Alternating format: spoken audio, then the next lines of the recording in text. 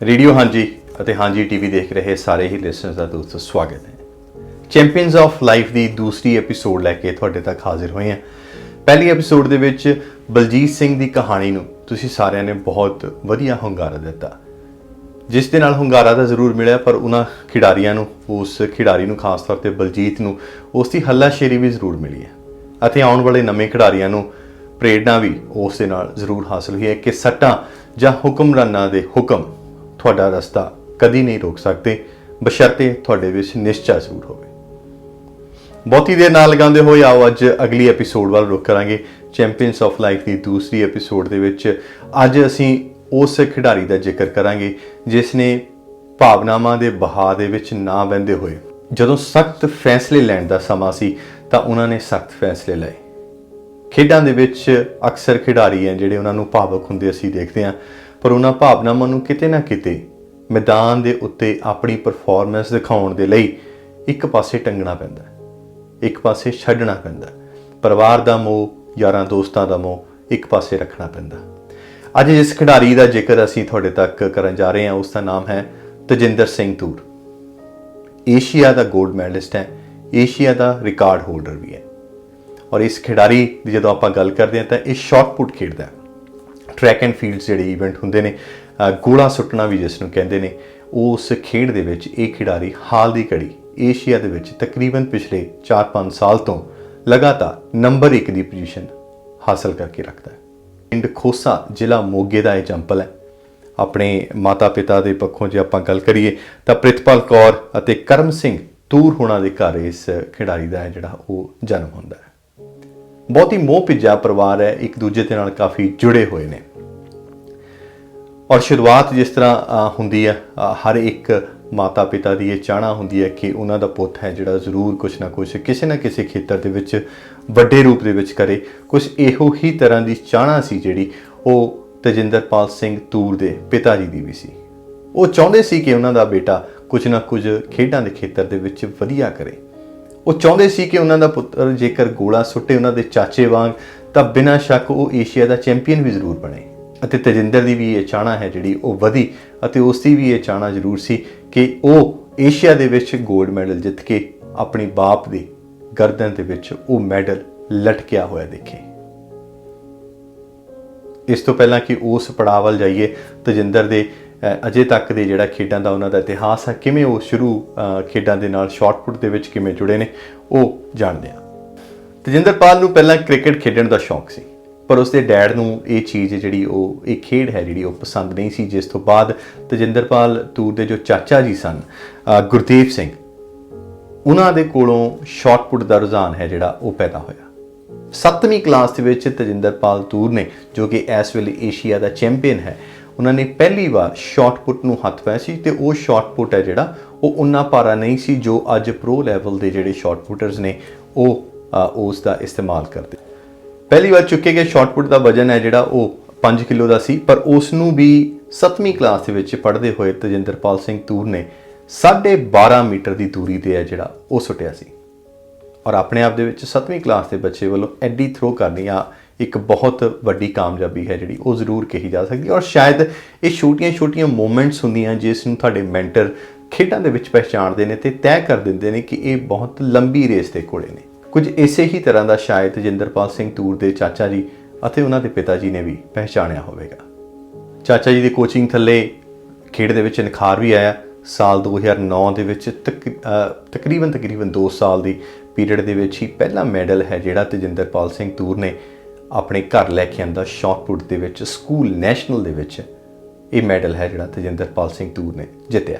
ਇੱਕ ਵਾਰੀ ਫਿਰ ਯਾਦ ਕਰਾ ਦਈਏ ਕਿ ਪਹਿਲੀ ਥਰੋ 12.5 ਮੀਟਰ ਦੀ ਹੈ ਜਿਹੜੀ ਉਹ ਤਜਿੰਦਰਪਾਲ ਸਿੰਘ ਤੂਰ ਵੱਲੋਂ ਲਗਾਈ ਗਈ ਸੀ ਅਤੇ 2 ਸਾਲ ਦੇ ਵਿੱਚ ਇਹ ਥਰੋ ਆ ਜਿਹੜੀ ਉਹ 17.5 ਮੀਟਰ ਤੱਕ ਲੈ ਗਏ ਸੀ। ਔਰ ਇਸੇ ਹੀ ਥਰੋ ਦੇ ਨਾਲ ਸਕੂਲ ਨੈਸ਼ਨਲ ਖੇਡਾਂ ਦੇ ਵਿੱਚ ਮੈਡਲ ਹੈ ਜਿਹੜਾ ਉਹਨਾਂ ਨੇ ਆਪਣੇ ਨਾਮ ਕੀਤਾ ਸੀ। 2009 ਦੇ ਵਿੱਚ ਪਹਿਲਾ ਮੈਡਲ ਜਿੱਤਣ ਤੋਂ ਬਾਅਦ 2010 ਦੇ ਵਿੱਚ ਜਿਹੜਾ ਪਹਿਲਾ ਮੁਕਾਬਲਾ ਹੋਇਆ ਉਸ ਦੇ ਵਿੱਚ ਤਜਿੰਦਰਪਾਲ ਨੇ 19 ਮੀਟਰ ਦੀ ਥਰੋ ਸਿੱਟੀ। ਉਹ ਮੁਕਾਬਲਾ ਪਿੰਡ ਦੇ ਵਿੱਚ ਹੀ ਸੀਗਾ। ਉਸ ਸਮੇਂ ਤਜਿੰਦਰਪਾਲ ਦੇ ਚਾਚਾ ਜੀ ਪਿੰਡ ਦੇ ਵਿੱਚ ਨਹੀਂ ਸਨ, ਪਿੰਡੋਂ ਬਾਹਰ ਖਬਰ ਗਈ, ਚਾਚਾ ਜੀ ਤੱਕ ਵੀ ਪਹੁੰਚਣੀ ਲਾਜ਼ਮੀ ਸੀ। ਤਾਂ ਉਹਨਾਂ ਨੇ ਯਕੀਨ ਨਹੀਂ ਕੀਤਾ ਕਿ ਨਹੀਂ ਤੁਸੀਂ ਝੂਠ ਬੋਲਦੇ ਹੋ, ਤਜਿੰਦਰ ਇੰਨੀ ਥਰੋ ਨਹੀਂ ਲਗਾ ਸਕਦਾ। ਉਸ ਦੀ ਪਿਛਲੇ ਸਾਲ ਜਿਹੜੀ ਥਰੋ ਸੀ ਉਹ 17.5 ਸੀ। ਇੱਕਦਮ ਇਹੋ ਜਿਹੀ ਥਰੋ ਹੈ ਜਿਹੜੀ ਉਹ ਨਹੀਂ ਵੱਧ ਸਕਦੀ। ਪਿੰਡ ਆਏ ਪਤਾ ਚੱਲਿਆ ਵਾਕਈ ਦੇ ਵਿੱਚ ਇਹ ਸੱਚ ਹੈ ਗੱਲ ਅਤੇ ਪਰਿਵਾਰ ਦੇ ਵਿੱਚ ਖੁਸ਼ੀ ਦੀ ਲਹਿਰ ਆਈ ਹੈ। ਉਹਨਾਂ ਨੂੰ ਇਹ ਆਸ ਬੱਝ ਗਈ ਕਿ ਕਿਸੇ ਨਾ ਕਿਸੇ ਦਿਨ ਜ਼ਰੂਰ ਤਜਿੰਦਰ ਆਪਣੇ ਪਿਤਾ ਦੇ ਗਲ ਦੇ ਵਿੱਚ ਏਸ਼ੀਅਨ ਖੇਡਾਂ ਦਾ ਉਹ ਮੈਡਲ ਜ਼ਰੂਰ ਪਾਵੇਗਾ, ਜਿਸ ਨੂੰ ਲੈ ਕੇ ਸਾਰੇ ਹੀ ਪਰਿਵਾਰ ਦੀ ਇੱਛਾ ਸੀ। ਪਰ ਇਸ ਖੁਸ਼ੀ ਦੇ ਦੌਰ ਦੇ ਨਾਲ ਮੁਸ਼ਕਿਲਾਂ ਦਾ ਦੌਰ ਵੀ ਸ਼ੁਰੂ ਹੋ ਗਿਆ।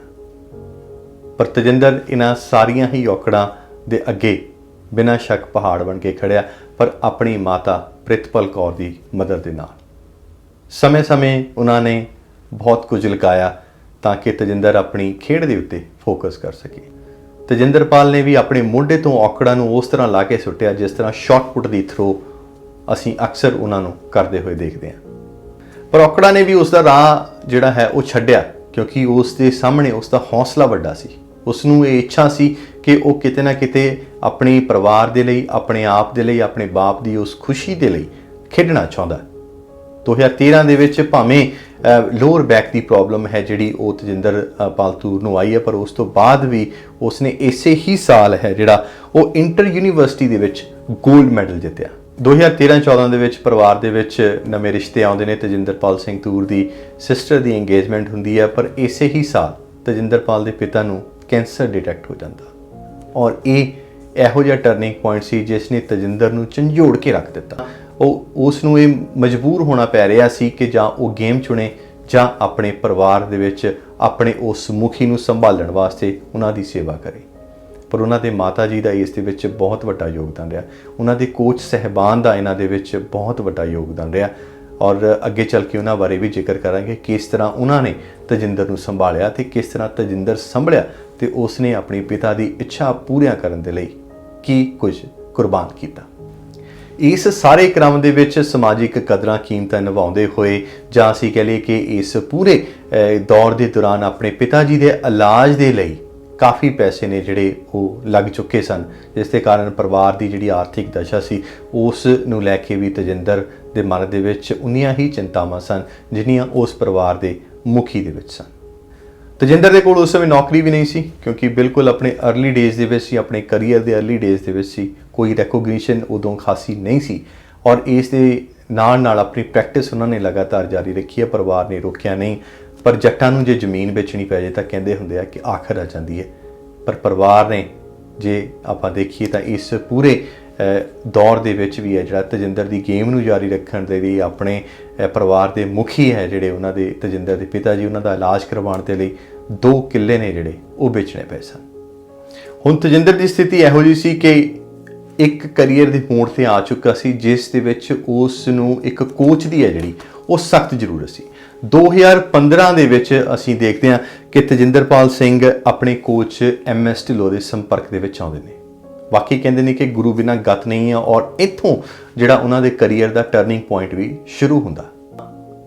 ਤਜਿੰਦਰਪਾਲ ਤੂਰ ਦੇ ਨਾਲ ਜਦੋਂ ਗੱਲ ਕੀਤੀ ਤਾਂ ਉਹਨਾਂ ਨੂੰ ਪੁੱਛਿਆ ਕਿ ਭਾਜੀ ਟਰਨਿੰਗ ਪੁਆਇੰਟ ਤੁਹਾਨੂੰ ਕੀ ਲੱਗਦਾ ਆਪਣੇ ਕਰੀਅਰ ਦੇ ਵਿੱਚ? ਤਾਂ ਉਹਨਾਂ ਨੇ ਕਿਹਾ ਕਿ ਭਾਜੀ ਮੈਂ ਹਮੇਸ਼ਾ ਹੀ ਵੱਡੀਆਂ ਗੇਮਾਂ ਦੇ ਵਿੱਚ ਅਕਸਰ ਹਾਰ ਜਾਂਦਾ ਸੀ ਔਰ ਵੱਡੇ ਕੰਪੀਟੀਸ਼ਨਾਂ ਦੇ ਵਿੱਚ ਹਮੇਸ਼ਾ ਇਹ ਕਿਹਾ ਜਾਂਦਾ ਕਿ ਵੱਡੇ ਖਿਡਾਰੀ ਵਧੀਆ ਪਰਫਾਰਮ ਕਰਦੇ ਔਰ ਉਸ ਨੂੰ ਤਰਾਸ਼ਿਆ ਉਹਨਾਂ ਦੇ ਕੋਚ MS ਢਿੱਲੋਂ ਨੇ। 2015 ਦੇ ਵਿੱਚ ਵਰਲਡ ਯੂਨੀਵਰਸਿਟੀ ਗੇਮ ਦੇ ਵਿੱਚ ਤਜਿੰਦਰ ਭਾਵੇਂ ਚੌਥੇ ਸਥਾਨ ਦੇ ਉੱਤੇ ਰਿਹਾ, ਪਰ ਇਸ ਚੌਥੇ ਸਥਾਨ ਨੇ ਵਰਲਡ ਲੈਵਲ ਦੇ ਉੱਤੇ ਜੋ ਚੌਥਾ ਸਥਾਨ ਆਇਆ ਉਸ ਨੇ ਤਜਿੰਦਰ ਨੂੰ ਇੰਨਾ ਕੁ ਹੌਸਲਾ ਦੇ ਦਿੱਤਾ ਕਿ ਉਸ ਤੋਂ ਬਾਅਦ ਉਹ ਪਿੱਛੇ ਮੁੜ ਕੇ ਉਸਨੇ ਨਹੀਂ ਦੇਖਿਆ ਤੇ ਅੱਗੇ ਹੀ ਵਧਦਾ ਗਿਆ। ਭਾਵੇਂ ਪਰਿਵਾਰ ਦੇ ਵਿੱਚ ਔਕੜਾਂ ਆਈਆਂ ਔਰ ਉਹਨਾਂ ਔਕੜਾਂ ਦੀ ਹੀ ਆਪਾਂ ਗੱਲ ਕਰ ਰਹੇ ਹਾਂ ਕਿ ਕਿਸ ਤਰ੍ਹਾਂ ਇੱਕ ਖਿਡਾਰੀ ਹੈ ਜਿਹੜਾ ਉਹ ਆਪਣੇ ਆਪ ਨੂੰ ਜਾਂ ਹੋਰਨਾਂ ਨੂੰ ਇਨਸਪਾਇਰ ਕਰਨ ਦੇ ਲਈ ਕਈ ਮੁਸ਼ਕਲਾਂ ਤੋਂ ਉੱਪਰ ਉੱਠ ਕੇ ਹੈ ਜਿਹੜਾ ਉਹ ਜ਼ਿੰਦਗੀ ਬਸਰ ਕਰਦਾ। ਪਰ 2016 ਦੇ ਵਿੱਚ ਪਰਿਵਾਰ ਦੇ ਉੱਤੇ ਇੱਕ ਵਾਰੀ ਫਿਰ ਦੁੱਖਾਂ ਦੀ ਹਨੇਰੀ ਆਉਂਦੀ ਹੈ ਅਤੇ ਤਜਿੰਦਰ ਦੇ ਪਿਤਾ ਨੂੰ ਇੱਕ ਵਾਰੀ ਫਿਰ ਕੈਂਸਰ ਆਣ ਘੇਰਦਾ। ਪਰ ਇਸੇ ਹੀ ਦੌਰ ਦੇ ਵਿੱਚ ਤਜਿੰਦਰਪਾਲ ਨੂੰ ਨੇਵੀ ਦੇ ਵਿੱਚ ਵੀ ਨੌਕਰੀ ਮਿਲਦੀ ਹੈ। ਸ਼ੁਰੂ ਦੇ ਵਿੱਚ ਤਜਿੰਦਰ ਨੇ ਉੱਥੋਂ ਉਸ ਨੌਕਰੀ ਨੂੰ ਜੁਆਇਨ ਕਰਨ ਤੋਂ ਮਨਾ ਕਰ ਦਿੱਤਾ ਸੀ। ਉਸ ਦੀ ਇਹ ਚਾਹਨਾ ਸੀ ਕਿ ਉਹ ਆਪਣੇ ਪਿਤਾ ਦੀ ਸੇਵਾ ਕਰੇ, ਆਪਣੀ ਮਾਂ ਦਾ ਖਿਆਲ ਰੱਖੇ, ਉਸ ਨੂੰ ਭਾਵੁਕ ਨਾ ਹੋਣ ਦੇਵੇ ਔਰ ਇਸ ਪੂਰੇ ਦੌਰ ਦੇ ਵਿੱਚ ਆਪਣੇ ਪਰਿਵਾਰ ਦੇ ਨਾਲ, ਆਪਣੇ ਪਰਿਵਾਰ ਦੇ ਮੁਖੀ ਦੇ ਨਾਲ ਖੜਾ ਰਹੇ। ਪਿਤਾ ਦਾ ਜੇਕਰ ਪੁੱਤ ਦੇ ਨਾਲ ਦੋਸਤਾਂ ਵਰਗਾ ਪਿਆਰ ਹੋਵੇ ਤਾਂ ਬਿਨਾਂ ਸ਼ੱਕ ਹਰ ਪੁੱਤ ਹੈ ਜਿਹੜਾ ਉਹ ਇਸੇ ਹੀ ਤਰ੍ਹਾਂ ਸੋਚੇਗਾ। ਪਰ ਉਸ ਦਾ ਪਿਤਾ ਵੀ ਇਹ ਜ਼ਰੂਰ ਸੋਚਦਾ ਕਿ ਜੋ ਮੈਂ ਸੋਚ ਕੇ ਬੈਠਾ ਮੇਰਾ ਪੁੱਤ ਉਹ ਜ਼ਰੂਰ ਕਰਕੇ ਦਿਖਾਵੇ। ਤਜਿੰਦਰ ਨੇ ਨੌਕਰੀ ਤੋਂ ਮਨਾ ਕਰਨਾ ਚਾਹਿਆ, ਪਰ ਉਹਨਾਂ ਦੀ ਮਾਤਾ ਪ੍ਰਿਤਪਾਲ ਕੌਰ ਨੇ ਕਿਹਾ ਕਿ ਨਹੀਂ ਪੁੱਤ, ਤੂੰ ਜਾ, ਤੈਨੂੰ ਨੌਕਰੀ ਮਿਲੀ ਹੈ, ਤੂੰ ਉਹ ਕਰ, ਅਸੀਂ ਪਿੱਛੇ ਸੰਭਾਲ ਲਵਾਂਗੇ। ਇਸ ਪੂਰੇ ਦੌਰ ਦੇ ਵਿੱਚ ਮੈਂਟਲੀ ਉਹ ਇੰਨਾ ਜ਼ਿਆਦਾ ਸਟ੍ਰੈਸ ਸੀ। ਹਾਲਾਂਕਿ ਪ੍ਰੈਕਟਿਸ ਦੇ ਵਿੱਚ ਉਹ 21 ਮੀਟਰ ਤੱਕ ਦੀ ਥਰੋ ਲਗਾ ਲੈਂਦਾ ਸੀ, ਪਰ ਰੀਓ ਓਲੰਪਿਕ ਵਾਸਤੇ ਤਜਿੰਦਰ ਕੁਆਲੀਫਾਈ ਨਹੀਂ ਕਰ ਸਕਿਆ ਕਿਉਂਕਿ ਉਸ ਦੇ ਕੁਆਲੀਫਿਕੇਸ਼ਨ ਰਾਊਂਡ ਦੇ ਵਿੱਚ ਤਜਿੰਦਰ ਉਨੀ ਥਰੋ ਨਹੀਂ ਲਗਾ ਸਕਿਆ ਜੋ ਕੁਆਲੀਫਿਕੇਸ਼ਨ ਰਾਊਂਡ ਦੀ ਰਿਕੁਆਇਰਮੈਂਟ ਸੀ। ਇਸ ਪੂਰੇ ਦੌਰ ਦੇ ਵਿੱਚ ਸਾਲ 2016 ਤੋਂ ਲੈ ਕੇ ਤਜਿੰਦਰ ਦੇ ਪਿਤਾ ਦਾ ਇਲਾਜ ਤਕਰੀਬਨ 2.5 ਸਾਲ ਤੱਕ ਚੱਲਿਆ। ਉਦੋਂ ਤੱਕ ਜਦੋਂ ਤੱਕ ਤਜਿੰਦਰ ਨੇ ਉਹਨਾਂ ਦੇ ਗਲ ਦੇ ਵਿੱਚ ਆ ਕੇ ਏਸ਼ੀਅਨ ਖੇਡਾਂ ਦਾ ਮੈਡਲ ਨਹੀਂ ਪਾ ਦਿੱਤਾ। ਪਰ ਉਸ ਦੇ ਵਿੱਚ ਵੀ ਇੱਕ ਦੁਖਾਂਤ ਜ਼ਰੂਰ ਹੈ, ਉਹ ਵੀ ਇਸ ਕਹਾਣੀ ਦਾ, ਇਸ ਸੱਚੀ ਕਹਾਣੀ ਦਾ ਹਿੱਸਾ ਹੈ ਜੋ ਤੁਹਾਨੂੰ ਅੱਗੇ ਚੱਲ ਕੇ ਦੱਸਦੇ ਹਾਂ। ਪਿਤਾ ਵੱਲ ਦੇਖ ਕੇ ਤਜਿੰਦਰਪਾਲ ਨੇ ਫਿਰ ਇਹ ਮਨ ਬਣਾ ਲਿਆ ਕਿ ਗੇਮ ਛੱਡ ਦੇਣੀ ਚਾਹੀਦੀ ਹੈ। ਨੌਕਰੀ ਮਿਲ ਚੁੱਕੀ ਹੈ, ਉਸ ਦੇ ਨਾਲ ਆਪਣੀ ਜ਼ਿੰਦਗੀ ਬਸਰ ਕਰ ਲਵਾਂਗੇ, ਪਰ ਇਹ ਟਾਈਮ ਸੀ ਉਸ ਦੇ ਮੁਤਾਬਕ ਕਿ ਉਹ ਆਪਣੇ ਪਿਤਾ ਦੀ ਸੇਵਾ ਕਰ ਸਕੇ। ਪਰ ਮਾਂ ਨੇ ਇੱਕ ਵਾਰੀ ਫਿਰ ਆਪਣੇ ਦਿਲ ਤੇ ਪੱਥਰ ਰੱਖ ਕੇ ਜਿੱਥੇ ਘਰ ਦੇ ਮੋਢੀ ਯਾਨੀ ਕਿ ਆਪਣੇ ਪਤੀ ਨੂੰ ਸੰਭਾਲਿਆ, ਨਾਲ ਦੀ ਨਾਲ ਉਹਨਾਂ ਇਹ ਵੀ ਕਿਹਾ ਕਿ ਨਹੀਂ ਤਜਿੰਦਰ, ਤੂੰ ਜਾ, ਆਪਣੇ ਬਾਪ ਦੇ ਵੀ ਸੁਪਨੇ ਪੂਰੇ ਕਰ ਤਾਂ ਕਿ ਉਹਨਾਂ ਨੂੰ ਖੁਸ਼ੀ ਮਿਲੇ। ਅਹਿਸਾਸ ਬਹੁਤ ਹੀ ਜ਼ਿਆਦਾ ਅਹਿਮ ਨੇ ਇਸ ਪੂਰੀ ਕਹਾਣੀ ਦੇ ਵਿੱਚ। ਮਾਮਾ ਦਾ ਪੁੱਤਾਂ ਪ੍ਰਤੀ ਪਿਆਰ ਔਰ ਪੁੱਤ ਦਾ ਬਾਪ ਪ੍ਰਤੀ ਪਿਆਰ ਅਤੇ ਬਾਪ ਦੇ ਪੁੱਤ ਪ੍ਰਤੀ ਸੁਪਨੇ ਇਸ ਪੂਰੀ ਕਹਾਣੀ ਦੇ ਹਿੱਸੇ ਨੇ। ਇਸ ਪੂਰੇ ਦੌਰ ਦੇ ਵਿੱਚ ਇਲਾਜ ਦੀ ਜ਼ਿੰਮੇਵਾਰੀ ਹਾਲਾਂਕਿ ਸਾਡੇ ਇਸ ਪ੍ਰੋਗਰਾਮ ਦਾ ਹਿੱਸਾ ਨਹੀਂ ਵੀ ਹੈ, ਪਰ ਸ਼ਾਬਾਸ਼ੀ ਦੇਣੀ ਬਣਦੀ ਹੈ ਜਿਹੜੇ ਤਜਿੰਦਰ ਦੇ ਨਾਲ ਉਹਨਾਂ ਦੇ ਸਕੇ ਸੰਬੰਧੀ ਖੜੇ ਨੇ, ਜਿਸ ਦੇ ਵਿੱਚ ਕਮਲਜੀਤ, ਤਲਵਿੰਦਰ ਗਰੇਵਾਲ ਹੋਰਾਂ ਨੇ ਜਿਹੜੀ ਉਹ ਆਪਣੇ ਸਿਰ ਲਈ ਹੈ, ਗੁਰਮੀਤ ਉਹਨਾਂ ਦੇ ਫਰੈਂਡ ਨੇ ਜੋ ਕਰਨਾ ਅਤੇ ਹੈਪੀ ਨੇ ਜਿਹੜੇ ਉਹਨਾਂ ਦੀਆਂ ਬਾਹਾਂ ਬਣ ਕੇ ਖੜੇ ਨੇ। ਔਰ ਇਹ ਦੱਸਦਿਆਂ ਤਜਿੰਦਰ ਦੇ ਅੱਖਾਂ ਦੇ ਵਿੱਚ ਅਥਰੂ ਹੈ ਜਿਹੜੇ ਉਹ ਵੀ ਆਪਾਂ ਜ਼ਰੂਰ ਮਹਿਸੂਸ ਕੀਤੇ ਨੇ। ਔਰ ਇਸੇ ਤਰ੍ਹਾਂ ਆਸਟ੍ਰੇਲੀਆ ਦੇ ਨਾਲ ਵੀ ਤਜਿੰਦਰ ਦਾ ਗਹਿਰਾ ਰਿਸ਼ਤਾ ਹੈ। ਮੈਲਬਨ ਤੋਂ ਰਾਜ ਕੌਰ ਅਤੇ ਕੈਨੇਡਾ ਤੋਂ ਸੁਖਵੀਰ ਹੈ ਜਿਹੜੀ ਉਹ ਤਜਿੰਦਰ ਦੀ ਨਿਰੰਤਰ ਹੈ ਜਿਹੜੀ ਉਹ ਮਦਦ ਕਰਦੇ ਰਹੇ ਨੇ। ਕਿਸੇ ਵੀ ਪੱਖੋਂ ਉਹ ਮਦਦ ਰਹੀ ਹੋਵੇ ਉਸ ਨੂੰ ਐਲੈਬੋਰੇਟ ਕਰਨਾ ਇੰਨਾ ਲਾਜ਼ਮੀ ਨਹੀਂ ਹੈ, ਪਰ ਖੇਡਾਂ ਦੇ ਵਿੱਚ ਜੇਕਰ ਨੀਅਤ ਸਾਫ਼ ਹੋਵੇ ਤਾਂ ਸਪੋਰਟਰ ਆਪਣੇ ਆਪ ਜ਼ਰੂਰ ਜੁੜ ਜਾਂਦੇ ਨੇ। ਅਤੇ ਇਸੇ ਹੀ ਤਰ੍ਹਾਂ ਦੀ ਮਿਸਾਲ ਹੈ ਜਿਹੜੀ ਉਹ ਰਾਜ ਕੌਰ ਅਤੇ ਸੁਖਵੀਰ ਨੇ ਕੈਨੇਡਾ ਤੋਂ ਵੀ ਪੇਸ਼ ਕੀਤੀ ਹੈ। ਇਸ ਪੂਰੇ ਦੌਰ ਦੇ ਵਿੱਚ ਜਦੋਂ ਮਾਂ ਦੀ ਸ਼ਾਬਾਸ਼ੀ ਮਿਲੀ, ਜਦੋਂ ਮਾਂ ਨੇ ਕਿਹਾ ਕਿ ਨਹੀਂ ਪੁੱਤ, ਅਸੀਂ ਸੰਭਾਲ ਲਾਂਗੇ ਤੇਰੇ ਪਿਤਾ ਨੂੰ, ਤੂੰ ਆਪਣੀ ਗੇਮ ਵੱਲ ਫੋਕਸ ਕਰ, ਤਾਂ ਤਜਿੰਦਰ ਨੇ ਉਹ ਕੁਝ ਕਰਨ ਦੀ ਇੱਛਾ ਸ਼ਕਤੀ ਵੀ ਹੈ ਜਿਹੜੀ ਉਹ ਮਜ਼ਬੂਤ ਕੀਤੀ, ਹੌਸਲੇ ਬੁਲੰਦ ਕੀਤੇ। 2017 ਦੇ ਵਿੱਚ ਤਜਿੰਦਰ ਨੇ ਏਸ਼ੀਅਨ ਚੈਂਪੀਅਨਸ਼ਿਪ ਦੇ ਵਿੱਚ ਸਿਲਵਰ ਮੈਡਲ ਹੈ ਜਿਹੜਾ ਉਹ ਜਿੱਤਿਆ। ਉਸ ਤੋਂ ਬਾਅਦ ਇਹ ਅਹਿਸਾਸ ਹੋਣ ਲੱਗਾ ਤਜਿੰਦਰ ਨੂੰ ਕਿ ਏਸ਼ੀਅਨ ਚੈਂਪੀਅਨਸ਼ਿਪ ਤੋਂ ਬਾਅਦ ਹੁਣ ਏਸ਼ੀਅਨ ਗੇਮਸ ਦੇ ਵਿੱਚ ਵੀ ਉਹ ਕੁਝ ਵਧੀਆ ਜ਼ਰੂਰ ਕਰ ਸਕਦਾ। ਆਸਟ੍ਰੇਲੀਆ ਦੇ ਸ਼ਹਿਰ ਗੋਲਡ ਕੋਸਟ ਦੇ ਵਿੱਚ ਜੋ ਖੇਡਾਂ ਹੋਈਆਂ ਸਨ ਕਾਮਨਵੈਲਥ ਗੇਮਸ, ਉਸ ਦੇ ਵਿੱਚ ਵੀ ਤਜਿੰਦਰਪਾਲ ਤੂਰ ਨੇ ਹਿੱਸਾ ਲਿਆ ਸੀ। ਹਾਲਾਂਕਿ ਉੱਥੇ ਕੋਈ ਪੋਜੀਸ਼ਨ ਨਹੀਂ ਸੀ ਆ ਸਕੀ, ਪਰ ਉਸ ਪੂਰੇ ਦੌਰ ਦੇ ਵਿੱਚ ਜਿਸ ਮੈਂਟਲ ਸਿਚੁਏਸ਼ਨ 'ਚੋਂ, ਜਿਸ ਮਾਨਸਿਕ ਤਣਾਅ ਦੇ ਵਿੱਚੋਂ ਤਜਿੰਦਰ ਲੰਘ ਰਿਹਾ ਸੀ, ਉਹ ਸ਼ਾਇਦ ਉਹੀ ਜਾਣਦਾ ਸੀ। ਖੇਡਾਂ ਤੋਂ ਜਿਵੇਂ ਹੀ ਵਾਪਸ ਆਇਆ ਕਾਮਨਵੈਲਥ ਗੇਮਸ ਤੋਂ, ਤਾਂ ਪਤਾ ਲੱਗਾ ਕਿ ਉਸ ਦੇ ਪਿਤਾ ਬਹੁਤ ਜ਼ਿਆਦਾ ਸੀਰੀਅਸ ਨੇ। ਗੱਲ ਕਰਦੇ ਹਾਂ ਤਜਿੰਦਰਪਾਲ ਤੂਰ ਦੱਸਦਾ ਕਿ ਮਾਂ ਨੇ ਭਾਜੀ ਮੇਰੇ ਤੋਂ ਬਹੁਤ ਕੁਝ ਲੁਕੋ ਕੇ ਰੱਖਿਆ। ਪਿਤਾ ਦਾ ਦੁਖਾਂਤ, ਪਿਤਾ ਦੀਆਂ ਤਕਲੀਫਾਂ, ਘਰ ਦੇ ਮਸਲੇ ਮੇਰੇ ਤੱਕ ਆਉਣ ਹੀ ਨਹੀਂ ਦਿੱਤੇ। ਉਸਾਂ ਨੂੰ ਸਿਰਫ ਇਹ ਸੀ ਕਿ ਉਹ ਆਪਣੇ ਪਿਤਾ ਦੇ ਸੁਪਨੇ ਪੂਰੇ ਕਰ ਦੇਵੇ। ਇਸ ਪੂਰੇ ਦੌਰ ਦੇ ਵਿੱਚ ਉਹਨਾਂ ਦੇ ਪਿਤਾ ਦੀ ਹਾਲਤ ਇੰਨੀ ਗੰਭੀਰ ਹੋ ਗਈ ਸੀ ਕਿ ਉਹਨਾਂ ਨੂੰ ਪਹਿਲਾਂ ਪੰਚਕੂਲੇ ਸ਼ਿਫਟ ਕੀਤਾ ਗਿਆ ਅਤੇ ਪੰਚਕੂਲੇ ਤੋਂ ਫਿਰ ਬਾਅਦ ਦੇ ਵਿੱਚ ਦਿੱਲੀ ਲਿਜਾਇਆ ਗਿਆ ਤਾਂ ਕਿ ਚੰਗੀ ਤਰੀਕੇ ਨਾਲ ਇਲਾਜ ਹੋ ਸਕੇ। ਅਪ੍ਰੈਲ ਦੇ ਵਿੱਚ ਕਾਮਨਵੈਲਥ ਗੇਮਸ ਤੋਂ ਤਜਿੰਦਰ ਵਾਪਸ ਆਉਂਦਾ ਅਤੇ ਅਗਸਤ 2018 ਦੇ ਵਿੱਚ ਉਸੇ ਹੀ ਸਾਲ ਹੈ ਜਿਹੜਾ ਉਹ ਏਸ਼ੀਅਨ ਗੇਮਸ ਹਨ। ਤਜਿੰਦਰਪਾਲ ਨੇ ਮਨ ਬਣਾ ਲਿਆ ਕਿ ਨਹੀਂ, ਇਹਨਾਂ ਖੇਡਾਂ ਦੇ ਵਿੱਚੋਂ ਉਹ ਆਪਣਾ ਨਾਮ ਵਾਪਸ ਲੈ ਲਵੇਗਾ। ਯਾਦ ਰਹੇ ਕਿ ਇਸ ਤੋਂ ਪਹਿਲਾਂ ਸਾਲ 2017 ਦੇ ਵਿੱਚ ਤਜਿੰਦਰ ਏਸ਼ੀਅਨ ਚੈਂਪੀਅਨਸ਼ਿਪ ਦੇ ਵਿੱਚ ਸਿਲਵਰ ਮੈਡਲ ਜਿੱਤ ਚੁੱਕਾ ਸੀ ਅਤੇ ਏਸ਼ੀਅਨ ਗੇਮ ਦੇ ਵਿੱਚ ਉਹ ਇਸ ਮੈਡਲ ਦਾ ਪੱਕਾ ਦਾਅਵੇਦਾਰ ਸੀ ਕਿ ਇਸ ਸਿਲਵਰ ਮੈਡਲ ਨੂੰ ਉਹ 골ਡ ਮੈਡਲ ਦੇ ਵਿੱਚ ਵੀ ਤਬਦੀਲ ਕਰ ਸਕੇ। ਤਜਿੰਦਰਪਾਲ ਨੇ ਇਹ ਗੱਲ ਹੈ ਜਿਹੜੀ ਉਹ ਆਪਣੇ ਕੋਚ ਸਾਹਿਬ ਨਾਲ ਕੀਤੀ ਕਿ ਉਹ ਇਹਨਾਂ ਖੇਡਾਂ ਦੇ ਵਿੱਚ ਹਿੱਸਾ ਨਹੀਂ ਲੈਣਾ ਚਾਹੁੰਦਾ। ਤਜਿੰਦਰਪਾਲ ਦੇ ਕੋਚ ਨੇ ਉਹਨਾਂ ਨੂੰ ਬਹੁਤ ਝਿੜਕਾਂ ਮਾਰੀਆਂ ਅਤੇ ਅਹਿਸਾਸ ਦਿਵਾਇਆ ਕਿ ਨਹੀਂ, ਤੇਰੇ ਬਾਪ ਦਾ ਇਹ ਸੁਪਨਾ ਹੈ, ਤੇਰੇ ਪਿਤਾ ਜੀ ਇਹ ਚਾਹੁੰਦੇ ਨੇ ਕਿ ਇਹਨਾਂ ਖੇਡਾਂ ਦੇ ਵਿੱਚ, ਏਸ਼ੀਅਨ ਖੇਡਾਂ ਦੇ ਵਿੱਚ ਤੂੰ ਮੈਡਲ ਜ਼ਰੂਰ ਜਿੱਤੇ। ਔਰ ਬਚਪਨ ਤੋਂ ਉਹੀ ਇੱਛਾ ਪਾਲੇ ਹੋਏ ਬੈਠੇ ਨੇ ਔਰ ਉਹਨਾਂ ਦੀ ਇਹ ਇੱਛਾ ਹੈ ਜਿਹੜੀ ਉਹ ਜ਼ਰੂਰ ਪੂਰੀ ਕਰਨੀ ਹੈ। ਔਰ ਇਹੀ ਇੱਕ ਪੁੱਤ ਦੀ ਅਸਲ ਸੇਵਾ ਹੈ ਕਿ ਉਹ ਆਪਣੇ ਪਿਤਾ ਦੇ ਦੇਖੇ ਹੋਏ ਸੁਪਨੇ ਨੂੰ ਪੂਰਾ ਕਰ ਸਕੇ। ਸਾਲ 2018 ਦੇ ਵਿੱਚ ਫਿਰ ਤਜਿੰਦਰਪਾਲ ਏਸ਼ੀਅਨ ਖੇਡਾਂ ਦੇ ਵਿੱਚ ਖੇਡਦਾ ਵੀ ਹੈ ਅਤੇ ਜਿੱਤਦਾ ਵੀ ਹੈ। ਔਰ ਇਹਨਾਂ ਖੇਡਾਂ ਦੇ ਵਿੱਚ ਤਜਿੰਦਰਪਾਲ ਨੇ 골ਡ ਮੈਡਲ ਜਿੱਤਿਆ।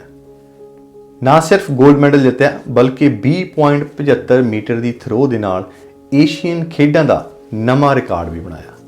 ਪਰ ਇਸ ਰਿਕਾਰਡ ਦੀ ਖਬਰ ਜਿਵੇਂ ਹੀ ਉੱਥੇ ਪਹੁੰਚੀ, ਉਸ ਦੇ ਪਿਤਾ ਜੀ ਨੇ ਜਿਹੜੇ ਉਹ ਬੜੇ ਖੁਸ਼ ਹੋਏ, ਅਖਬਾਰਾਂ ਵਾਲਿਆਂ ਨੂੰ, ਟੀਵੀ ਵਾਲਿਆਂ ਨੂੰ ਇੰਟਰਵਿਊਜ਼ ਵੀ ਦਿੱਤੀਆਂ ਅਤੇ ਆਪਣੀ ਪੁੱਤ ਦੀ ਜਿਹੜੇ ਜਿੱਤ ਦਾ ਜਸ਼ਨ ਵੀ ਹੈ ਜਿਹੜਾ ਉਹ ਆਪਣੇ ਪਰਿਵਾਰ ਦੇ ਨਾਲ ਖੁਸ਼ ਹੋ ਕੇ ਮਨਾਇਆ ਵੀ। ਪਰ ਤਜਿੰਦਰਪਾਲ ਹੈ ਜਿਹੜਾ ਉਸ ਨੂੰ ਵੀ ਇਹ ਉਮੀਦ ਸੀ ਕਿ ਉਹ ਵਾਪਸ ਜਾ ਕੇ ਆਪਣੇ ਪਿਤਾ ਦੇ ਗਲ ਦੇ ਵਿੱਚ ਹੈ ਜਿਹੜਾ ਉਹ ਮੈਡਲ ਜ਼ਰੂਰ ਪਾਵੇ, ਜਿਸ ਦੀ ਆਸ ਉਸ ਦਾ ਪਿਤਾ ਬਚਪਨ ਤੋਂ ਲਾ ਕੇ ਬੈਠਾ ਸੀ। ਉਸ ਦਿਨ ਤੋਂ ਜਦੋਂ 7ਵੀਂ ਦੇ ਵਿੱਚ ਪਹਿਲੀ ਵਾਰ 5 ਕਿਲੋ ਦੇ ਸ਼ਾਟਪੁੱਟ ਵਾਲੇ ਗੋਲੇ ਦੇ ਨਾਲ 12.5 ਮੀਟਰ ਥਰੋ ਸੁੱਟੀ ਸੀ।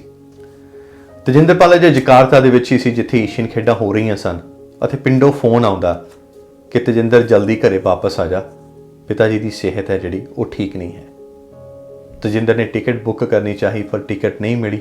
ਬਿਨਾਂ ਸ਼ੱਕ ਜਦੋਂ ਵੀ ਖੇਡਾਂ ਹੁੰਦੀਆਂ ਨੇ ਉੱਥੋਂ ਦੀ ਟ੍ਰੈਫਿਕ ਹੈ ਜਿਹੜੀ ਉਹ ਬਹੁਤ ਜ਼ਿਆਦਾ ਵੱਧ ਜਾਂਦੀ ਹੈ ਔਰ ਉਹ ਆਪਣੀ ਨਿਰਧਾਰਿਤ ਜੋ ਟਿਕਟ ਆਲਰੇਡੀ ਬੁੱਕ ਸੀ ਉਸ ਤੋਂ ਬਾਅਦ ਹੀ ਤਜਿੰਦਰ ਹੈ ਜਿਹੜਾ ਉਹ ਵਾਪਸ ਆਪਣੇ ਵਤਨ ਪਰਤ ਸਕਿਆ। ਜਿਵੇਂ ਹੀ ਤਜਿੰਦਰ ਦਿੱਲੀ 에ਅਰਪੋਰਟ ਤੇ ਉਤਰਦਾ ਤਾਂ ਉਸ ਦਾ ਨੇਵੀ ਦੇ ਵੱਲੋਂ ਸਵਾਗਤ ਕੀਤਾ ਜਾਂਦਾ ਅਤੇ ਨਾਲ ਹੀ ਇੱਕ ਫੋਨ ਵੱਜਦਾ। ਇਹ ਫੋਨ ਤਜਿੰਦਰ ਦੀ ਮਾਂ ਦਾ ਸੀ ਔਰ ਤਜਿੰਦਰ ਦੀ ਮਾਂ ਨੇ ਕਿਹਾ ਕਿ ਪੁੱਤ ਜਲਦੀ ਘਰੇ ਆ ਜਾ, ਤੇਰੇ ਪਿਤਾ ਜੀ ਨੂੰ ਛੁੱਟੀ ਮਿਲ ਗਈ ਹੈ। ਔਰ ਉੱਥੇ ਤਜਿੰਦਰ ਨੂੰ ਇਹ ਅਹਿਸਾਸ ਹੁੰਦਾ ਕਿ ਜੋ ਮੈਡਲ ਤਜਿੰਦਰ ਜਿੱਤ ਕੇ ਆਇਆ, ਜਿਸ ਮੈਡਲ ਦਾ ਸਵਾਗਤ ਨੇਵੀ ਦੇ ਵੱਲੋਂ ਗੱਜ-ਵੱਜ ਕੇ ਕੀਤਾ ਜਾ ਰਿਹਾ, ਜਿਸ ਮੈਡਲ ਨੇ ਦੇਸ਼ ਵਾਸੀਆਂ ਨੂੰ ਖੁਸ਼ੀ ਮਹਿਸੂਸ ਕਰਾਈ ਸੀ, ਉਹ ਮੈਡਲ ਉਹ ਆਪਣੇ ਬਾਪ ਦੇ ਗਲ ਦੇ ਵਿੱਚ ਪਾ ਕੇ ਵੀ ਉਹ ਖੁਸ਼ੀ ਦੇਖਣਾ ਚਾਹੁੰਦਾ ਸੀ। ਉਹ ਜਨੂਨ ਦੇਖਣਾ ਚਾਹੁੰਦਾ ਸੀ ਜਿੱਤ ਦਾ, ਆਪਣੇ ਬਾਪ ਦੀਆਂ ਉਹਨਾਂ ਅੱਖਾਂ ਦੇ ਵਿੱਚ, ਜਿਨ੍ਹਾਂ ਅੱਖਾਂ ਦੇ ਵਿੱਚ ਉਸ ਨੇ ਆਪਣੇ ਪੁੱਤ ਦੇ ਉਸ ਜਿੱਤ ਦਾ ਸੁਪਨਾ ਹੈ ਜਿਹੜਾ ਹਮੇਸ਼ਾ ਹੀ ਸਮੋ ਕੇ ਦੇਖਿਆ ਸੀ। ਔਰ ਜਦੋਂ ਇੱਥੇ ਵੀ ਤਜਿੰਦਰ ਨਾਲ ਗੱਲ ਹੁੰਦੀ ਹੈ ਤਾਂ ਤਜਿੰਦਰ ਕਹਿੰਦਾ ਕਿ ਮੇਰੀ ਮਾਂ ਨੇ ਇੱਥੇ ਵੀ ਮੇਰੇ ਕੋਲ ਉਹ ਸਭ ਕੁਝ ਲੁਕਾ ਕੇ ਰੱਖਿਆ ਤਾਂ ਕਿ ਪੁੱਤ ਦਾ ਮਨ ਨਾ ਡੋਲੇ, ਕਿਉਂਕਿ ਭਾਣਾ ਵਾਪਰ ਚੁੱਕਾ ਸੀ। ਤਜਿੰਦਰ ਨੂੰ ਇਸ ਦੀ ਕੋਈ ਖਬਰ ਨਹੀਂ ਸੀ। ਤੇ ਫਿਰ ਜਿਵੇਂ ਹੀ ਤਜਿੰਦਰ ਦਿੱਲੀ 에ਅਰਪੋਰਟ ਤੋਂ ਘਰ ਵੱਲ ਕੂਚ ਕਰਦਾ, ਜਦੋਂ ਘਰ ਦੇ ਬਿਲਕੁਲ ਨਜ਼ਦੀਕ ਪਹੁੰਚਦਾ ਤਾਂ ਕਿ ਉਹ ਘਰ ਆ ਕੇ ਇੱਕਦਮ ਉਸ ਦੀ ਖੁਸ਼ੀ ਹੈ ਜਿਹੜੀ ਉਹ ਗਮੀ 'ਚ ਨਾ ਬਦਲ ਜਾਵੇ, ਉਸ ਨੂੰ ਧਿਆਨ ਦੇ ਵਿੱਚ ਰੱਖਦਿਆਂ ਤਜਿੰਦਰ ਦੀ ਮਾਂ ਨੇ ਇਹ ਫੈਸਲਾ ਕੀਤਾ ਕਿ ਹੁਣ ਇਸ ਨੂੰ ਫੋਨ ਕਰ ਲਿਆ ਜਾਵੇ। ਤਜਿੰਦਰ ਨੂੰ ਫੋਨ ਕਰਕੇ ਕਿਹਾ ਗਿਆ, ਪੁੱਤਰਾ ਘਰ ਦਾ ਮੁੱਢੀ ਚਲਾ ਗਿਆ। ਅਹਿਸਾਸ ਕਰਕੇ ਦੇਖਣਾ ਦੋਸਤੋ ਕਿ ਉਸ ਬਾਪ ਨੇ ਜਿਸ ਨੇ ਹਮੇਸ਼ਾ ਹੀ ਇਹ ਸੁਪਨਾ ਪਾਲਿਆ ਹੋਵੇ, ਜਿਸ ਨੇ ਇਹ ਦੇਖਿਆ ਹੋਵੇ ਕਿ ਉਸ ਦਾ ਪੁੱਤਰ 7ਵੀਂ ਕਲਾਸ ਦੇ ਵਿੱਚ ਜੇ 12.5 ਮੀਟਰ ਦੀ ਥਰੋ ਸਿੱਟਦਾ ਸੀ ਤਾਂ ਉਹ ਬਿਨਾਂ ਸ਼ੱਕ ਏਸ਼ੀਆ ਦਾ ਚੈਂਪੀਅਨ ਬਣੇਗਾ ਔਰ ਉਹ ਚੈਂਪੀਅਨ ਬਣਿਆ ਵੀ। ਔਰ ਉਸ ਦੇ ਪੁੱਤ ਨੇ ਵੀ ਇਹ ਸੁਪਨਾ ਪਾਲਿਆ ਕਿ ਉਹ ਚੈਂਪੀਅਨ ਬਣ ਕੇ ਆਪਣੇ ਸਾਰੇ ਪਰਿਵਾਰ ਦੇ ਦੁੱਖਾਂ ਨੂੰ ਇੱਕ ਪਾਸੇ ਰੱਖ ਕੇ ਉਹਨਾਂ ਦੁੱਖਾਂ ਦੇ ਵਿੱਚ ਆਪਣੀ ਗੇਮ ਨੂੰ ਪ੍ਰਾਇੋਰਟੀ ਦੇ ਕੇ ਜਿਹੜਾ ਆਪਣੇ ਪਰਿਵਾਰ ਦੇ ਹੋਰ ਮੈਂਬਰਾਂ ਨੂੰ ਉਹਨਾਂ ਦੁੱਖਾਂ ਦੇ ਵਿੱਚ ਭਾਗੀਦਾਰ ਹੁੰਦਾ ਤਾਂ ਦੇਖਿਆ, ਪਰ ਆਪ ਉਸ ਦੇ ਵਿੱਚ ਸ਼ਾਮਲ ਨਹੀਂ ਹੋ ਸਕਿਆ, ਉਸ ਸੇਵਾ ਦੇ ਵਿੱਚ ਸ਼ਾਮਲ ਨਹੀਂ ਹੋ ਸਕਿਆ। ਉਸ ਅਹਿਸਾਸ ਨੂੰ ਇੱਕ ਪਾਸੇ ਰੱਖ ਕੇ ਇਹ ਸੁਪਨਾ ਪਾਲਿਆ ਹੋਵੇ ਕਿ ਉਹ ਮੈਡਲ ਹੈ ਜਿਹੜਾ ਮੈਂ ਆਪਣੇ ਬਾਪ ਦੇ ਗਲੇ ਵਿੱਚ ਪਾਉਣਾ ਅਤੇ ਉਹ ਖੁਸ਼ੀ ਹੈ ਜਿਹੜੀ ਉਹ ਮੈਂ ਦੇਖਣੀ ਚਾਹੁੰਦਾ, ਪਰ ਇਸ ਖਿਡਾਰੀ ਦੇ ਨਸੀਬ ਦੇ ਵਿੱਚ ਸ਼ਾਇਦ ਉਹ ਨਹੀਂ ਸੀ। ਤਜਿੰਦਰ ਕਹਿੰਦਾ ਕਿ ਇਸ ਪੂਰੇ ਹਾਲਾਤ ਨੇ ਮੈਨੂੰ ਝੰਜੋੜ ਕੇ ਰੱਖ ਦਿੱਤਾ। ਮੈਂ ਦਿੱਲੀ ਤੋਂ ਪਿੰਡ ਤੱਕ ਤਾਂ ਪਹੁੰਚ ਗਿਆ ਸੀ, ਪਰ ਮੇਰੇ ਪਿੰਡ ਦੇ ਨਜ਼ਦੀਕ ਮੇਰੇ ਘਰ ਤੱਕ ਪਹੁੰਚਣ ਦੀ ਵਾਟ ਹੈ ਜਿਹੜੀ ਉਹ ਬਹੁਤ ਲੰਬੀ ਪੈ ਗਈ ਸੀ। ਆਪਣੇ ਪਿਤਾ ਜੀ ਦੇ ਗਲ ਦੇ ਵਿੱਚ ਮੈਡਲ ਪਾਉਣ ਦੀ ਇੱਛਾ ਤਾਂ ਤਜਿੰਦਰ ਨੇ ਫਿਰ ਵੀ ਪੂਰੀ ਕੀਤੀ ਹੈ, ਪਰ ਉਹ ਖੁਸ਼ੀ ਨਹੀਂ ਦੇਖ ਸਕਿਆ। ਸੰਸਕਾਰ ਤੋਂ ਪਹਿਲਾਂ ਤਜਿੰਦਰ ਨੇ ਉਹਨਾਂ ਦੇ ਗਲ ਦੇ ਵਿੱਚ ਉਹ ਮੈਡਲ ਪਾਇਆ ਵੀ, ਪਰ ਉਹ ਵਾਪਸ ਉਹ ਖੁਸ਼ੀ ਹੈ ਜਿਹੜੀ ਉਹ ਨਹੀਂ ਦੇ ਸਕਿਆ। ਉਹ ਅਹਿਸਾਸ ਜਿਸ ਨੂੰ ਮਾਣਨ ਦੇ ਲਈ ਤਜਿੰਦਰ ਨੇ ਜਾਂ ਤਜਿੰਦਰ ਦੇ ਪਰਿਵਾਰ ਨੇ ਬਹੁਤ ਕੁਝ ਵਾਰਿਆ, ਉਸ ਅਹਿਸਾਸ ਦੀ ਉਹ ਪਲ ਨੇ ਜਿਹੜੇ ਉਹ ਤਜਿੰਦਰ ਮਹਿਸੂਸ ਨਹੀਂ ਕਰ ਸਕਿਆ। ਅੱਜ ਵੀ ਤਜਿੰਦਰ ਨੂੰ ਇਸ ਗੱਲ ਦਾ ਮਲਾਲ ਹੈ ਔਰ ਅੱਜ ਵੀ ਤਜਿੰਦਰ ਜੋ ਅਕਸਰ ਉਸ ਦੇ ਪਿਤਾ ਜੀ ਕਰਦੇ ਸਨ ਕਿ ਪੁਰਾਣਾ ਰੇਡੀਓ ਜੋ ਉਹਨਾਂ ਦੇ ਘਰ ਹੈ ਉਸ ਦੇ ਉੱਤੇ ਪੁਰਾਣੇ ਗਾਣੇ ਸੁਣਨਾ, ਉਸੇ ਹੀ ਸਟੇਸ਼ਨ ਦੇ ਉੱਤੇ ਅੱਜ ਵੀ ਤਜਿੰਦਰ ਜੋ ਉਸ ਦੇ ਪਿਤਾ ਵੱਲੋਂ ਸੈੱਟ ਕੀਤਾ ਗਿਆ ਸਟੇਸ਼ਨ ਹੈ, ਉਸੇ ਹੀ ਸਟੇਸ਼ਨ ਦੇ ਉੱਤੇ ਉਹਨਾਂ ਦੇ ਪਸੰਦੀਦਾ ਗਾਣੇ ਵੀ ਸੁਣਦਾ। ਪਿਤਾ ਦੇ ਪੁੱਤਰ ਦਾ ਇਹ ਅਹਿਸਾਸ ਹੈ ਜਿਹੜਾ ਇਹ ਹੋਣਾ ਬੜਾ ਲਾਜ਼ਮੀ ਹੈ, ਪਰ ਇਸ ਪੂਰੀ ਕਹਾਣੀ ਦੇ ਵਿੱਚ ਹੈ ਜਿਹੜਾ ਉਹ ਪਰਿਵਾਰਾਂ ਦਾ ਇੱਕ ਚੰਗੇ ਖਿਡਾਰੀ ਦੇ ਪਿੱਛੇ ਪਰਿਵਾਰਾਂ ਦੀ ਜੋ ਘਾਲਣਾ ਉਹ ਵੀ ਦਰਸਾਉਂਦੀ ਹੈ। ਪਿਤਾ ਦਾ ਪੁੱਤ ਦੇ ਪ੍ਰਤੀ ਜੋ ਲਏ ਗਏ ਸੁਪਨੇ ਨੇ ਉਹ ਵੀ ਦਰਸਾਉਂਦੀ ਹੈ। ਪੁੱਤ ਦਾ ਪਿਤਾ ਦੇ ਲਏ ਗਏ ਸੁਪਨਿਆਂ ਉੱਤੇ ਪੂਰੀ ਤਰ੍ਹਾਂ ਉਤਰਨਾ ਅਤੇ ਮਿਹਨਤ ਕਰਨਾ ਉਹ ਵੀ ਦਰਸਾਉਂਦੀ ਹੈ। ਗੁਰੂ ਦੀ ਕਿੰਨੀ ਇਸ ਦੇ ਵਿੱਚ ਭੂਮਿਕਾ ਰਹੀ ਹੈ ਉਹ ਵੀ ਦਰਸਾਉਂਦੀ ਹੈ। ਆਪਣੇ ਆਸ-ਪਾਸ ਦੇ ਦੋਸਤ ਨੇ, ਜਿਹੜੇ ਰਿਸ਼ਤੇਦਾਰ ਨੇ, ਉਹਨਾਂ ਦਾ ਇਸ ਪੂਰੇ ਦੁੱਖ ਦੇ ਵਿੱਚ ਕਿਹੋ ਜਿਹਾ ਯੋਗਦਾਨ ਰਿਹਾ ਉਹ ਵੀ ਦਰਸਾਉਂਦਾ। ਔਰ ਇਹਨਾਂ ਹੀ ਅਹਿਸਾਸਾਂ ਦੇ ਨਾਲ ਇਹ ਖਿਡਾਰੀ ਬਣਦੇ ਨੇ ਜਿਨ੍ਹਾਂ ਨੂੰ ਅਸੀਂ ਚੈਂਪੀਅਨਸ ਆਫ ਲਾਈਫ ਦੀ ਇਸ ਸਪੈਸ਼ਲ ਸੀਰੀਜ਼ ਦੇ ਵਿੱਚ ਕਵਰ ਕਰ ਰਹੇ ਹਾਂ। ਔਰ ਇਹ ਭਾਵੁਕ ਐਪੀਸੋਡ ਹੈ ਜਿਹੜਾ ਜਿਸ ਨੇ ਅਸੀਂ ਉਮੀਦ ਕਰਦੇ ਹਾਂ ਕਿ ਤੁਸੀਂ ਵੀ ਇਸ ਤੋਂ ਕੁਛ ਨਾ ਕੁਛ ਇੰਸਪਾਇਰਿੰਗ ਹੈ ਜਿਹੜਾ ਉਹ ਜ਼ਰੂਰ ਕੱਢੋਗੇ। ਅਕਸਰ ਅਸੀਂ ਇੱਥੇ ਵੀ ਆਪਣੇ ਇਹਨਾਂ ਮੁਲਕਾਂ ਦੇ ਵਿੱਚ, ਬਾਹਰਲੇ ਮੁਲਕਾਂ ਦੇ ਵਿੱਚ ਵੀ ਪਰਿਵਾਰਾਂ ਦੀ ਘਾਲਣਾ ਹੈ ਜਿਹੜੀ ਉਹ ਦੇਖਦੇ ਹਾਂ, ਮਾਂ-ਬਾਪ ਦੀ ਘਾਲਣਾ ਦੇਖਦੇ ਹਾਂ, ਸਮੇਂ ਸਿਰ ਗਰਾਊਂਡ ਦੇ ਵਿੱਚ ਲੈ ਕੇ ਜਾਣਾ ਦੇਖਦੇ ਹਾਂ। ਆਪ ਤੁਸੀਂ ਸਿੱਖ ਹੁੰਦੇ ਹੋ, ਉਸ ਦੇ ਬਾਵਜੂਦ ਵੀ ਆਪਣੇ ਬੱਚਿਆਂ ਨੂੰ ਗਰਾਊਂਡ ਤੱਕ ਲੈ ਕੇ ਜਾਂਦੇ ਹੋ। ਇਹ ਜਿਹੜੀਆਂ ਛੋਟੀਆਂ-ਛੋਟੀਆਂ ਘਾਲਣਾ ਤੁਸੀਂ ਘਾਲਦੇ ਹੋ, ਇਸ ਦੇ ਨਾਲ ਹੀ ਹੀਰੇ ਤਰਾਸ਼ੇ ਜਾਂਦੇ ਨੇ। ਔਰ ਤਜਿੰਦਰਪਾਲ ਸਿੰਘ ਤੂਰ ਦੇ ਪਰਿਵਾਰ ਨੇ, ਖਾਸ ਕਰਕੇ ਉਹਨਾਂ ਦੀ ਮਾਤਾ ਨੇ, ਉਸ ਦੇ ਕੋਲੋਂ ਓਹਲੇ ਰੱਖ ਕੇ ਅਤੇ ਉਹਨਾਂ ਦੇ ਪਿਤਾ ਨੇ ਉਸ ਸੁਪਨੇ ਨੂੰ ਪਾਲ ਕੇ ਅਤੇ ਉਹਨਾਂ ਦੇ ਕੋਚ ਸਾਹਿਬ ਨੇ ਇਸ ਪੂਰੇ ਸੁਪਨੇ ਨੂੰ ਸਾਕਾਰ ਕਰਨ ਦੇ ਲਈ ਜੋ ਘਾਲਣਾ ਘਾਲੀ ਹੈ ਉਹ ਤੁਸੀਂ ਇਸ ਵੇਲੇ ਸਕਰੀਨ ਤੇ ਵੀ ਦੇਖ ਸਕਦੇ ਹੋ ਕਿ ਕਿਸ ਤਰ੍ਹਾਂ ਮੀਂਹ ਕਣੀ ਦੇ ਵਿੱਚ ਵੀ ਤਜਿੰਦਰ ਪ੍ਰੈਕਟਿਸ ਕਰ ਰਿਹਾ ਤੇ ਕੋਚ ਸਾਹਿਬ ਵੀ ਉਸ ਦੇ ਨਾਲ ਬਰਾਬਰ ਖੜੇ ਨੇ। 2019 ਦੇ ਵਿੱਚ ਤਜਿੰਦਰ ਨੂੰ ਅਰਜੁਨ ਅਵਾਰਡ ਦੇ ਲਈ ਇਹ ਨੋਮੀਨੇਟ ਕੀਤਾ ਜਾਂਦਾ ਅਤੇ ਉਸ ਨੂੰ ਹਾਸਲ ਵੀ ਹੁੰਦਾ। ਔਰ ਇਸੇ ਹੀ ਤਰ੍ਹਾਂ 2019 ਦੇ ਵਿੱਚ ਤਜਿੰਦਰਪਾਲ ਸਿੰਘ ਦੇ ਕੋਚ MS ਢਿੱਲੋਂ ਹੋਰਾਂ ਨੂੰ ਦਰੋਣਾਚਾਰਿਆ ਅਵਾਰਡ ਦੇ ਨਾਲ ਸਨਮਾਨਿਤ ਕੀਤਾ ਜਾਂਦਾ। ਔਰ ਭਾਰਤੀ ਖੇਡ ਜਗਤ ਦੇ ਇਤਿਹਾਸ ਦੇ ਵਿੱਚ ਇਹ ਵੀ ਆਪਣੇ ਆਪ ਦੇ ਵਿੱਚ ਇੱਕ ਵੱਡਾ ਕੋਇਨਸੀਡੈਂਸ ਰਿਹਾ ਕਿ ਗੁਰੂ ਅਤੇ ਚੇਲੇ ਨੂੰ ਇੱਕੋ ਹੀ ਦਿਨ ਸਨਮਾਨਿਤ ਕੀਤਾ ਗਿਆ ਹੋਵੇ। ਇਸ ਕਹਾਣੀ ਦੇ ਵਿੱਚ ਖੇਡਾਂ ਦੇ ਵਿੱਚ ਜਿਹੜੀ ਘਾਲਣਾ ਘਾਲੀ ਜਾਂਦੀ ਹੈ ਉਸ ਦਾ ਜਿੱਥੇ ਅਹਿਸਾਸ ਹੁੰਦਾ, ਉੱਥੇ ਪਰਿਵਾਰਕ ਰਿਸ਼ਤਿਆਂ ਦੇ ਵਿੱਚ ਇੱਕ ਦੂਸਰੇ ਦੇ ਸਹਾਈ ਹੋਣਾ, ਇੱਕ ਦੂਜੇ ਦੇ ਲਈ ਕੁਰਬਾਨ ਹੋਣ ਦਾ ਅਹਿਸਾਸ ਵੀ ਹੈ ਜਿਹੜਾ ਉਹ ਵੀ ਲਾਜਵਾਬ ਹੈ ਜਿਹੜਾ ਅਸੀਂ ਮਹਿਸੂਸ ਕੀਤਾ। ਸ਼ਾਲਾ ਅਸੀਂ ਇਹ ਆਸ ਕਰਦੇ ਹਾਂ ਕਿ ਆਉਣ ਵਾਲੇ ਸਮੇਂ ਦੇ ਵਿੱਚ ਤਜਿੰਦਰਪਾਲ ਸਿੰਘ ਦਾ ਪਰਿਵਾਰ ਦੇ ਪ੍ਰਤੀ ਇਹ ਅਹਿਸਾਸ ਹੈ ਜਿਹੜਾ ਉਹ ਹੋਰ ਵੀ ਡੂੰਘਾ ਹੋਵੇ। ਸਾਡਾ ਸਾਰਿਆਂ ਦਾ ਅਹਿਸਾਸ ਹੈ ਜਿਹੜਾ ਹੋਰ ਡੂੰਘਾ ਹੋਵੇ। ਇੱਕ ਦੂਸਰੇ ਦੇ ਪ੍ਰਤੀ ਪਰਿਵਾਰਾਂ ਦੇ ਵਿੱਚ ਅਹਿਸਾਸ ਡੂੰਘੇ ਹੋਣ ਤਾਂ ਕਿ ਆਉਣ ਵਾਲੇ ਸਮੇਂ ਦੇ ਵਿੱਚ ਨਾ ਸਿਰਫ ਖੇਡ ਮੈਦਾਨਾਂ ਦੇ ਉੱਤੇ ਬਲਕਿ ਜ਼ਿੰਦਗੀ ਦੇ ਵਿੱਚ ਵੀ ਅਸਲੀ ਚੈਂਪੀਅਨਸ ਆਫ ਲਾਈਫ ਹੈ ਜਿਹੜੇ ਉਹ ਪੈਦਾ ਕਰਦੇ ਚੱਲੀਏ, ਆਪਣਿਆਂ ਦੀ ਸਪੋਰਟ ਦੇ ਨਾਲ, ਉਹਨਾਂ ਅਹਿਸਾਸਾਂ ਦੀ ਸਪੋਰਟ ਦੇ ਨਾਲ। ਔਰ ਆਸ ਇਹ ਕਰਦੇ ਹਾਂ ਕਿ ਆਉਣ ਵਾਲੇ ਸਮੇਂ ਦੇ ਵਿੱਚ ਤਜਿੰਦਰ ਇਸੇ ਹੀ ਤਰ੍ਹਾਂ ਓਲੰਪਿਕ ਮੈਡਲ ਵੀ ਜ਼ਰੂਰ ਜਿੱਤੇ ਅਤੇ ਓਲੰਪਿਕ ਮੈਡਲ ਜਿੱਤ ਕੇ ਉਸੇ ਹੀ ਤਰ੍ਹਾਂ ਆਪਣੇ ਪਿਤਾ ਜੀ ਵੱਲੋਂ ਰੱਖੇ ਗਏ ਉਸ ਰੇਡੀਓ ਸਟੇਸ਼ਨ 'ਤੇ ਸੈੱਟ ਕੀਤੇ ਗਏ ਸਟੇਸ਼ਨ ਦੇ ਉੱਤੇ ਉਹੀ ਪੁਰਾਣੇ ਗਾਣੇ ਸੁਣ ਕੇ ਅਹਿਸਾਸ ਕਰੇ ਕਿ ਉਹਨਾਂ ਦੇ ਪਿਤਾ ਜੀ ਅੱਜ ਵੀ ਉਹਨਾਂ ਦੇ ਨਾਲ ਨੇ, ਅੱਜ ਵੀ ਉਹਨਾਂ ਦੇ ਅੰਦਰ ਨੇ ਤੇ ਉਨੇ ਹੀ ਖੁਸ਼ ਨੇ ਜਿੰਨੇ ਖੁਸ਼ ਉਹ ਏਸ਼ੀਅਨ ਖੇਡਾਂ ਦੇ ਵਿੱਚ ਤਜਿੰਦਰਪਾਲ ਸਿੰਘ ਤੂਰ ਦੇ ਮੈਡਲ ਜਿੱਤਣ ਤੋਂ ਬਾਅਦ ਹੋਏ ਸਨ। ਅਤੇ ਇਸ ਐਪੀਸੋਡ ਦੇ ਨਾਲ ਤਜਿੰਦਰਪਾਲ ਸਿੰਘ ਤੂਰ ਦੀ ਮਾਂ ਨੂੰ ਵੀ ਅਸੀਂ ਜ਼ਰੂਰ ਸਜਦਾ ਕਰਨਾ ਚਾਹਾਂਗੇ ਜਿਨ੍ਹਾਂ ਦੀ ਵੱਡੀ ਘਾਲਣਾ ਰਹੀ ਹੈ।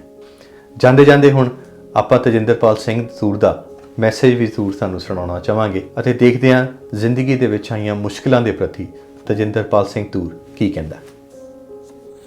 ਸਤਿ ਸ਼੍ਰੀ ਅਕਾਲ ਜੀ, ਮੈਂ Tajinderpal Singh Toor, Asian games gold medallist.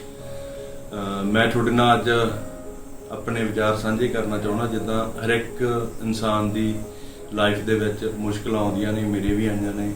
ਉਹਨਾਂ ਤੋਂ ਮੁਸ਼ਕਲਾਂ ਤੋਂ ਅੱਗੇ ਨਿਕਲ ਕੇ ਹੀ ਆਪਾਂ ਕਿਸੇ ਵੀ ਮੁਕਾਮ ਤੇ ਜਾਂ ਜਿੱਤ ਹਾਸਲ ਕਰ ਪਾਵਾਂਗੇ। ਮੇਰੇ ਦਿਲੀ ਤਮੰਨਾ ਸੀ ਵੀ ਮੈਂ ਜਿਹੜਾ ਮੈਡਲ ਆਇਆ ਆਪਣੇ ਡੈਡੀ ਦੇ ਗਲ ਵਿੱਚ ਪਾਵਾਂ ਜਾ ਕੇ, ਤੇ ਉਹ ਬਿਲਕੁਲ ਉਲਟ ਹੋ ਗਿਆ। ਚਲੋ ਮੈਂ ਜਾਣਾ ਸਭ ਨੇ ਆ ਕਿਉਂਕਿ ਉਹ ਬਿਮਾਰੀ ਨਾਲ, ਬਹੁਤ ਵੱਡੀ ਬਿਮਾਰੀ ਨਾਲ ਲੜ ਰਹੇ ਸੀ। ਮੈਂ ਫਿਰ ਵੀ ਰੱਬ ਦਾ ਸ਼ੁਕਰਗੁਜ਼ਾਰ ਕਰਦਾ ਵਾਂ ਵੀ ਉਹਨਾਂ ਨੇ 5 ਦਿਨ ਦੀ ਲਾਈਫ ਉਹਨਾਂ ਨੂੰ ਹੋਰ ਦਿੱਤੀ, ਕਿਉਂਕਿ ਮੈਨੂੰ ਗੇਮ ਦੇ ਵਿੱਚ ਉਹਨਾਂ ਨੇ ਪਾਇਆ ਸੀ।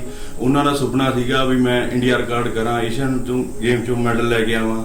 ਉਹ ਸਾਰਾ ਕੁਝ ਉਹਨਾਂ ਨੇ ਟੀਵੀ ਤੇ ਦੇਖਿਆ ਤੇ ਉਹ ਬਹੁਤ ਖੁਸ਼ ਹੋਏ ਵੀ ਮੈਂ ਆਪਣੇ ਪੁੱਤਰ ਨੂੰ ਗੇਮ 'ਚ ਪਾਇਆ ਸੀਗਾ ਤੇ ਸਾਰਾ ਕੁਝ ਬਈ ਵਧੀਆ ਹੋਇਆ। ਗੇਮ ਰਿਕਾਰਡ ਵੀ ਹੋ ਗਿਆ, ਇੰਡੀਆ ਰਿਕਾਰਡ ਵੀ ਹੋ ਗਿਆ। ਤੇ ਇਹੀ ਆ ਵੀ ਆਪਾਂ ਨੂੰ ਮੁਸੀਬਤ ਨਾਲ ਲੜਨਾ ਚਾਹੀਦਾ, ਮੁਸੀਬਤ ਨਾਲ ਲੜ ਕੇ ਆਪਾਂ ਨੂੰ ਅੱਗੇ ਆਉਣਾ ਚਾਹੀਦਾ। ਤਾਂ ਮੁਸੀਬਤ ਨਾਲ ਲੜਦੇ ਰਹੋ। ਸਤਿ ਸ਼੍ਰੀ ਅਕਾਲ ਜੀ। ਇਹ ਸੀ ਦੋਸਤੋ ਸਾਡਾ ਅੱਜ ਦਾ ਚੈਂਪੀਅਨਸ ਆਫ ਲਾਈਫ ਦਾ ਦੂਸਰਾ ਐਪੀਸੋਡ। ਉਮੀਦ ਕਰਦੇ ਹਾਂ ਕਿ ਤੁਸੀਂ ਜ਼ਰੂਰ ਪਸੰਦ ਕਰੋਗੇ ਔਰ ਇਸ ਭਾਵੁਕ ਸਟੋਰੀ ਨੂੰ, ਖੇਡਾਂ ਦੇ ਵਿੱਚ ਜੋ ਸਾਨੂੰ ਅਕਸਰ ਸੁਣਨ ਨੂੰ ਮਿਲਦੀਆਂ ਨੇ, ਇਹ ਆਪਣੇ ਆਪ ਦੇ ਵਿੱਚ ਇੱਕ ਅਜਿਹੀ ਅਨੋਖੀ ਸਟੋਰੀ ਸੀ, ਇੱਕ ਅਜਿਹੀ ਸੱਚੀ ਘਟਨਾ ਸੀ ਜਿਸ ਦੇ ਵਿੱਚ ਅਹਿਸਾਸ ਪਰਿਵਾਰ ਦੇ ਨੇ ਜੋ ਉਹ ਬਾਰ-ਬਾਰ ਨਿਕਲ ਕੇ ਸਾਹਮਣੇ ਆਉਂਦੇ ਸਨ ਅਤੇ ਉਹਨਾਂ ਅਹਿਸਾਸਾਂ ਨੂੰ ਦੁਖੀ ਹੋਣ ਵਾਲੇ ਦੌਰ ਦੇ ਵਿੱਚੋਂ ਕਿਸ ਤਰ੍ਹਾਂ ਆਪਣੇ ਆਪ ਦੇ ਵਿੱਚ ਸਮੋ ਕੇ ਇਹ ਖਿਡਾਰੀ ਸਫਲਤਾ ਦੇ ਅੰਬਰਾਂ ਤੱਕ ਪਹੁੰਚਿਆ, ਉਸ ਦੀ ਕਹਾਣੀ ਹੈ ਜਿਹੜੀ ਉਹ ਜ਼ਰੂਰ ਤੁਹਾਨੂੰ ਅਤੇ ਤੁਹਾਡੇ ਬੱਚਿਆਂ ਨੂੰ, ਖਾਸ ਤੌਰ 'ਤੇ ਜੋ ਖੇਡਾਂ ਨਾਲ ਸਰੋਕਾਰ ਰੱਖਦੇ ਨੇ, ਜ਼ਰੂਰ ਇੰਸਪਾਇਰ ਕਰੇਗੀ। ਆਉਣ ਵਾਲੇ ਐਪੀਸੋਡ ਦੇ ਵਿੱਚ ਇੱਕ ਹੋਰ ਨਵੇਂ ਖਿਡਾਰੀ ਦੇ ਨਾਲ ਤੁਹਾਡੇ ਤੱਕ ਹਾਜ਼ਰੀ ਲਵਾਵਾਂਗੇ ਰੇਡੀਓ ਹਾਂਜੀ ਅਤੇ ਹਾਂਜੀ ਟੀਵੀ ਦੇ ਉੱਤੇ। ਔਰ ਇਸੇ ਤਰ੍ਹਾਂ ਤੁਸੀਂ ਸਾਡਾ ਸਾਥ ਵੀ ਜ਼ਰੂਰ ਦਿੰਦੇ ਰਹਿਣਾ। ਚੈਂਪੀਅਨਸ ਆਫ ਲਾਈਫ ਦੀ ਇਸ ਦੂਸਰੀ ਐਪੀਸੋਡ ਦੇ ਪ੍ਰਤੀ ਆਪਣਾ ਫੀਡਬੈਕ ਸਾਡੇ ਤੱਕ ਪਹੁੰਚਾਉਣ ਦੇ ਲਈ info@hanji.com.au ਦੇ ਉੱਤੇ ਸਾਡੇ ਨਾਲ ਰਾਬਤਾ ਕਾਇਮ ਕਰ ਸਕਦੇ ਹੋ ਜਾਂ ਸਾਡੇ ਫੇਸਬੁੱਕ ਪੇਜ ਦੇ ਉੱਤੇ ਮੈਸੇਜ ਕਰ ਸਕਦੇ ਹੋ। ਮੈਨੂੰ ਜਾਣੀ ਕਿ ਆਪਣੇ ਦੋਸਤ ਤੇ ਹੋਸਟ ਅਮਰਿੰਦਰ ਨੂੰ ਦਿਓ ਇਜਾਜ਼ਤ। ਧੰਨਵਾਦ ਸਾਰਿਆਂ ਦਾ, ਪਿਆਰ ਭਰੀ ਸਤਿ ਸ਼੍ਰੀ ਅਕਾਲ।